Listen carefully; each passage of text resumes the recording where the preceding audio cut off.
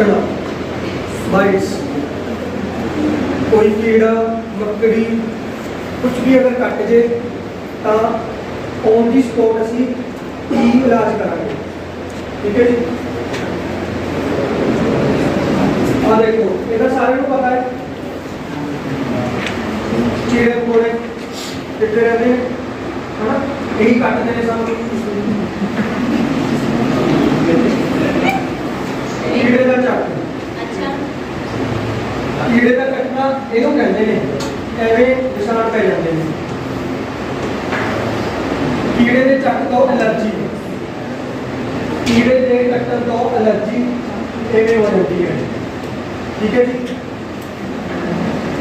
Bug के चट, हुण बग की है आ देखो ये वाला। ठीक है जी। बग के चट तो एवें हो जाती है एलर्जी। मच्छर के कट्टन तो ये पता है सबको, ये पता है सबको। मकड़ी के चट, मकड़ी के कट्टन ना ऐसा हो जाता है, नाली आ जानी, खारिश हो जानी। ठीक है जी। सप का डंगना, ये भी कई पता होना, कीड़े का निशान छोड़ जाता है सप ना।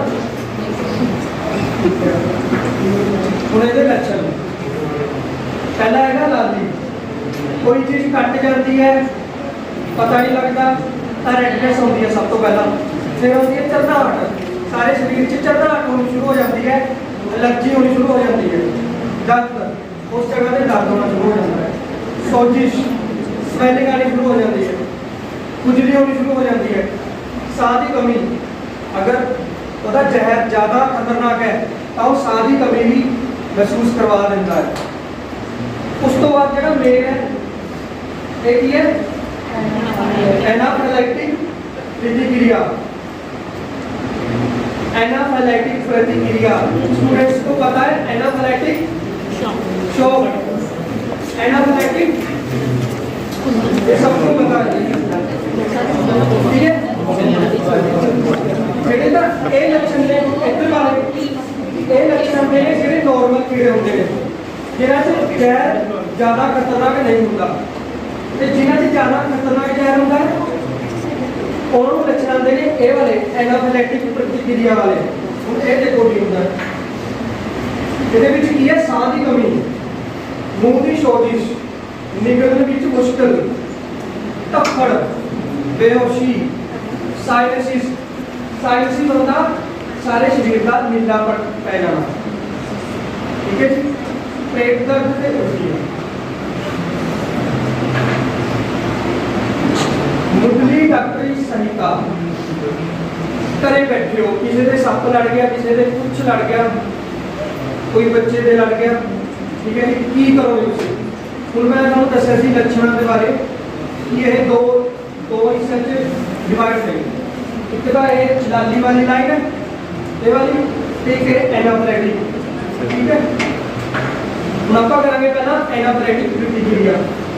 एनाफिलैक्टिक प्रतिक्रिया जो शुरू हो जाए, सोजिश आ जाए, धब्बड़ पै जान, सांस कमी, ठीक है, बोलने च बोल नहीं पाऊगा वो, तो कोई भी हाथ पैर मुड़ सकता है, एवं हो सकता है, एवं हो सकता है, ठीक है। तब फिर की करेंगे, मरीज को शांत रखो सब तो पहला। उस तो बाद एयरवे, साह से ब्लड सर्कुलेशन, ਉਹਦਾ ਉਹਨੂੰ ਸਾਹ ਦਵਾਵਾਂਗੇ ਪਹਿਲਾਂ। ਕਿਵੇਂ ਸਾਹ ਦਵਾਵਾਂਗੇ? ਜਿਵੇਂ CPR ਸਿਖਾਇਆ ਸੀ, ਕਿਵੇਂ ਕਰਾਂਗੇ? ਹੈਡ ਨੂੰ ਟਿਲਟ ਕਰਕੇ ਉਹਦੀ ਜਿਹੜੀ ਸਾਹ ਦੀ ਨਾੜੀ ਹੈ ਉਹ ਸਿੱਧੀ ਕਰ ਦਾਂਗੇ, ਉਹ ਸਿੱਧੀ ਹੋ ਜਾਂਦੀ ਹੈ। ਠੀਕ ਹੈ। ਇਹਦੇ ਕਰਕੇ ਥੋੜਾ ਬਹੁਤਾ ਉਹਨੂੰ ਫਰਕ ਪਊਗਾ। ਬਲੱਡ ਸਰਕੂਲੇਸ਼ਨ CPR ਸਟਾਰਟ ਕਰਾਂਗੇ ਨਾਲ ਦੀ ਨਾਲ, ਅਗਰ ਇਹ ਸਿੰਪਟਮ ਇਹ ਲੱਛਣ ਆਉਂਦੇ ਨੇ। ਜਿਹੜਾ CPR ਤੁਹਾਨੂੰ ਪਿਛਲੀ ਦੱਸਿਆ ਸੀਗਾ ਉਹ ਜਿਹੜੇ ਇੱਦਾਂ ਕਰਦੇ ਨੇ। फिर 109 ਤੇ ਕੋਲ ਨਾਲ ਦੀ ਨਾਲ ਕਰੋ ਦੂਜਾ ਬੰਦਾ, ਟੱਚ ਹੁੰਦੇ ਨੇ ਸਾਰੇ।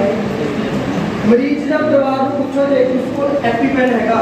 ਹੁਣ ਇੱਕ ਪੈਨ ਹੁੰਦਾ ਹੈ ਐਪੀਪੈਨ, ਐਪੀਨੈਫ੍ਰਿਨ ਕਹਿੰਦੇ ਆ ਉਹਨੂੰ, ਐਪੀਨੈਫ੍ਰਿਨ ਪੈਨ ਹੁੰਦਾ ਹੈ।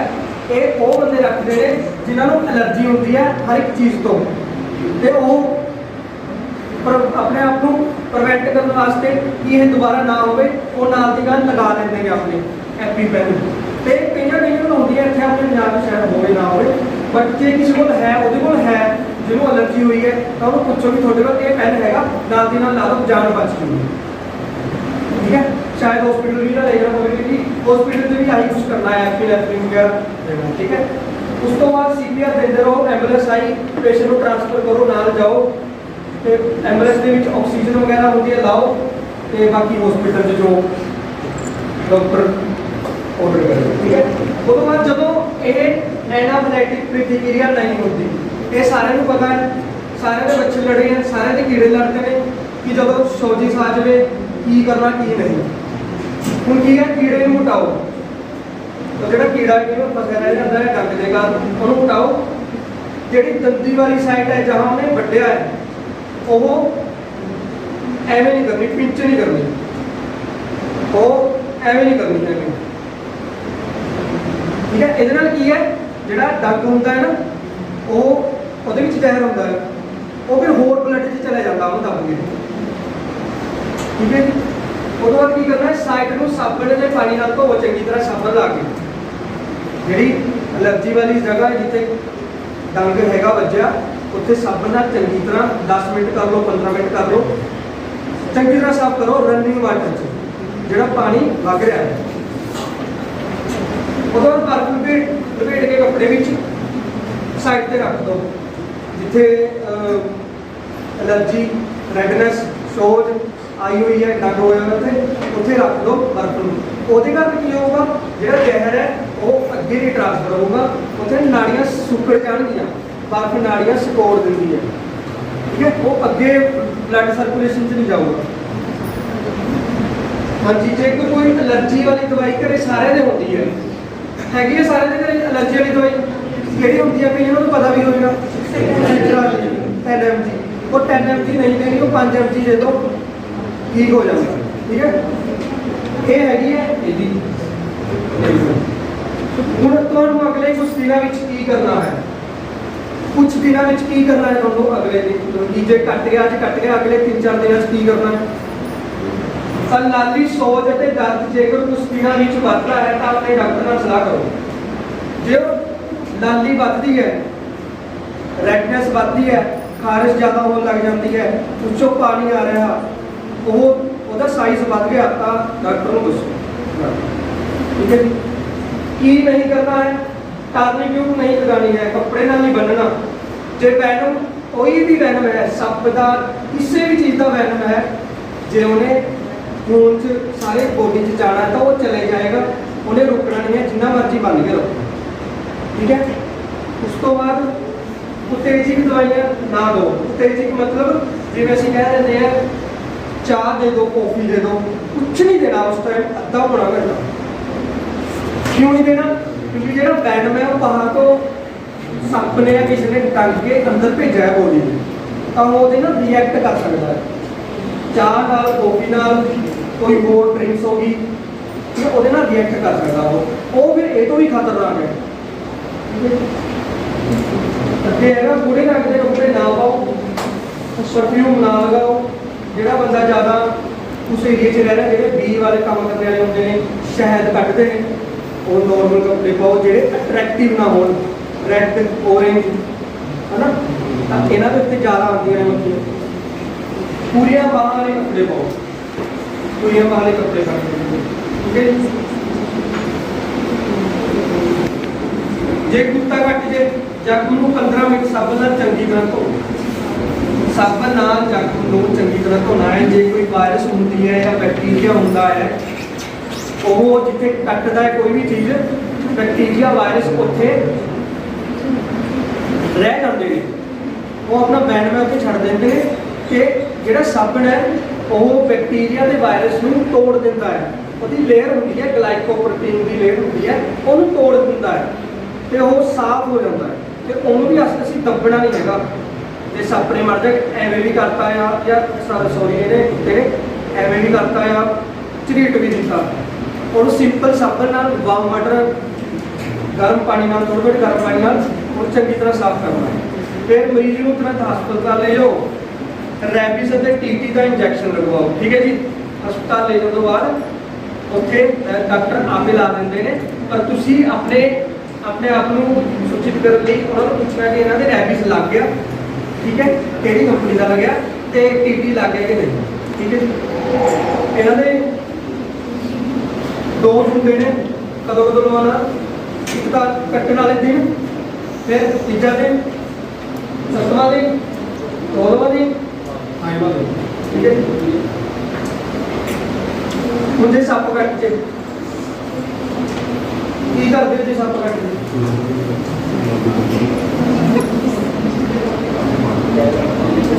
पता नहीं सप कट गए की करते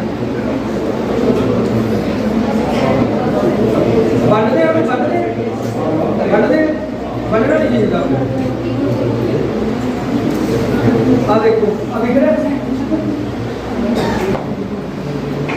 कोई कपड़ा ले लो, ठीक है, एक डंडा ले लो, जिथे कट्टिया कपड़ा लपेट के चंगी तरह डंडे नाल उस जिथे कट्टिया हिलाना नहीं हैगा, इत्थे कट्टिया इहनूं इदां ही रखना है। एवें आ पा लो, स्लिंग पा लो, इत्थे डंडा ला लो, एवें गल च पा लो, इन्हें इदां ही रखना।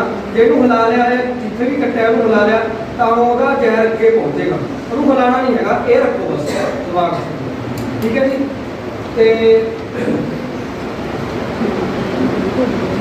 स्टिल रखना है और कोई भी कितने भी पार्ट कोई भी एलर्जी हो रही है वो स्टिल रखना है। इसी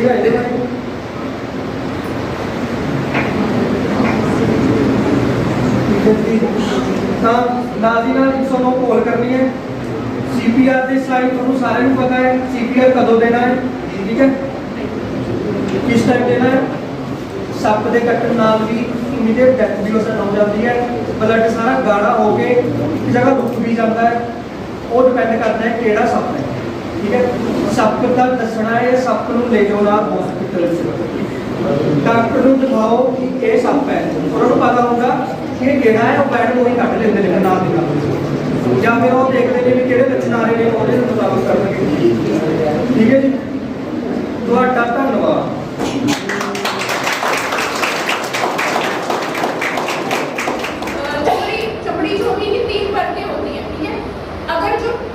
डिग्री का बर्न है, ठीक है, पहली डिग्री में अगर कोई व्यक्ति जल जाता है तो उसका जो हमारे शरीर की जो पहले वाली ऊपर वाली चमड़ी है वो ही सिर्फ जलेगी। ठीक है, सिर्फ ये वाली चमड़ी जो है वो जलेगी। ठीक है, जो सेकंड डिग्री बर्न होता है इसमें क्या होता है कि इसके अंदर वाली एक और परत होती है वो जल जाती है। ठीक है, पहली डिग्री में सिर्फ ऊपर वाली, ठीक है, और दूसरी डिग्री में जो इसके अंदर वाली।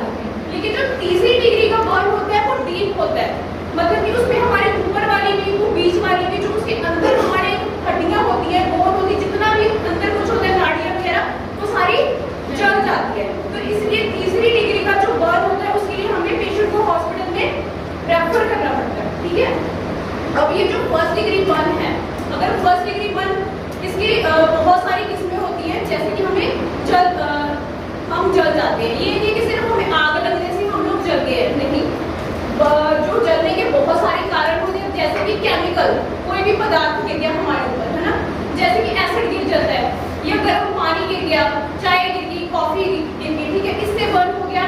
सेकंड हो गया हॉट ऑब्जेक्ट, किसी भी गर्म उसके कॉन्टैक्ट में आ गए, जैसे कि घर में हमारी जो पेरेंट्स होते हैं, हम लोग, हमारी मदर्स होती हैं, खाना बनाती है, तो कोई भी जैसे गर्म वगैरह तवा लग गया, बर्तन लग गया, ठीक है, उससे भी क्या होगी, हमारी जो स्किन है वो जल गई है। ठीक है, समझ आ गई। इन तरीकों से भी हमारी जो चमड़ी है वो जल जाती है, या फिर जो ये सूरज है तेज धूप में, इससे भी क्या होती है, हमारी जो स्किन है वो जल जाती है। तो इस कंडीशन में हमने पेशेंट को कैसे केयर करनी है।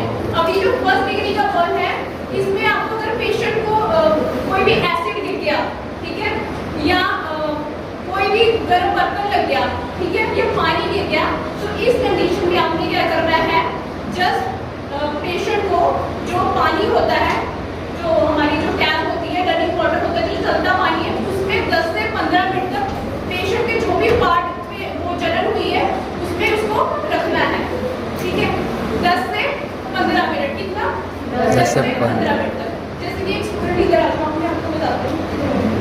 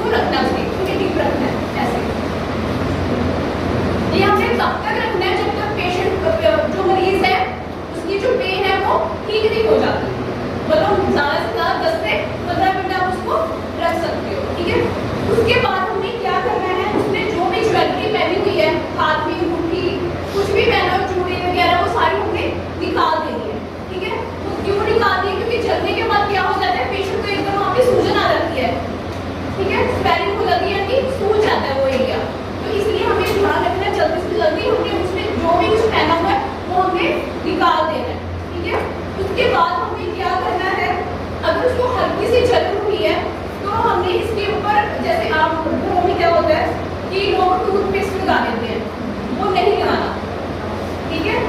टूथपेस्ट नहीं लगाना, ना ही कोई घी लगाना है, ना ही कोई बटर को होती है जो दूध से निकलती है वो नहीं लगानी है, कोई भी क्रीम नहीं लगानी है। इसके ऊपर हमने क्या लगाना है, जो ऑइंटमेंट होती है एंटीबायोटिक जो हमें डॉक्टर की तरफ से मिलती है वो लगानी है हमने, ठीक है। अगर वो भी नहीं है घर पे तो हमने क्या करना है, एलोवेरा जेल, क्या लगानी है, एलोवेरा जेल लगा सकते हो, उससे भी जलन पेशेंट की कम हो जाएगी, ठीक है। सो फर्स्ट डिग्री बर्न में सिर्फ हमने क्या करना है 10 से 15 मिनट जो टूटी वाला जो पानी होता है, घर का पानी होता है, उसमें 10 से 15 मिनट तक पेशेंट के हाथ को रखना है, ठीक है। उसके बाद जब वो सूख जाए उसके ऊपर हमने क्या लगानी है, एलोवेरा जेल, ठीक है। लेकिन जो सेकंड फर्स्ट डिग्री के जो बर्न होते हैं इसकी निशानियां क्या क्या होती है, वहाँ पे लाली आ जाएगी उस एरिया पे, ठीक है, रेडनेस हो जाएगी, पेन होगी और वो सूज जाएगा। लेकिन जो सेकंड डिग्री का बर्न होता है इसमें एक अंतर है कि इसमें पेशेंट को छाले पड़ जाएंगे, ठीक है। पहली जो डिग्री का बर्न होता है उसमें छाले नहीं पड़ते हैं, इसमें क्या होगा, छाले पड़ जाएंगे। अगर पेशेंट को छाले पड़ गए हैं तो हमने वो छालों को फोड़ना नहीं है, अगर आप खुद से उसको फोड़ोगे तो उससे इन्फेक्शन और बढ़ जाएगी बॉडी में, ठीक है। अगर हम अपने आप फूट गए हैं तो हमने क्या करना है, जस्ट पानी के साथ ही उसको ऐसे वॉश करना है फिर से, ठीक है, आप वॉश कर सकते हो। उसके बाद इसको हमने ड्राई होने देना है, सूखने देना है, फिर क्या कर सकते हैं हम, ऐसे प्लास्टिक का कोई भी नॉन स्टिक पॉलीथीन लेना है, ठीक है। प्लास्टिक इसलिए हम यूज कर सकते हैं क्योंकि क्या होता है, बर्न से हमारी जो स्किन है वो सारी जल जाती है, अगर हम उसके ऊपर पट्टी बांधेंगे या रूल बांधेंगे तो वो चिपक जाती है, ठीक है। तो इसलिए हम प्लास्टिक के साथ उसको ये लगेंगे, ठीक है, इस तरह, ओके। ऐसे की लेनी है, रुई नहीं लेनी है, साफ पट्टी लेनी है, उसके साथ उसको कवर अप करना है, ठीक है, इस तरह, ठीक है। पता चल गया सभी को। पहले क्या यूज करना है हमने, प्लास्टिक का कोई भी लिफाफा यूज कर सकते हो आप, ठीक है, या फिर ऐसी पट्टी जो उसके साथ ना चिपके, हमने रुई नहीं यूज नहीं करनी है क्योंकि रुई के साथ क्या होता है उसमें फंदे होते हैं वो चिपक जाते हैं, ठीक है। ये हो गया फर्स्ट एंड सेकंड डिग्री का ट्रीटमेंट, ठीक है। इसमें हमें 10 से 15 मिनट क्या करना है, जो भी पार्ट उसका जला है उसको, जो बहता पानी है, जो हमारे नल का पानी है, वो पानी उसके नीचे रखना है, देन उसके बाद हम उसके ऊपर एलोवेरा लगा सकते हैं, पर घर की कोई भी चीज जैसे ऑयल वगैरह है वो हमने नहीं लगाना, ना ही टूथपेस्ट लगाना है, ठीक है। देन जो थर्ड डिग्री का बर्न होता है, थर्ड डिग्री का बर्न में आता है कि जिसमें हमारी पूरी बॉडी जल जाती है, ठीक है, या फिर जो हमारा बर्न एरिया है वो 3 इंच से ज्यादा हो, ठीक है, 3 इंच से ज्यादा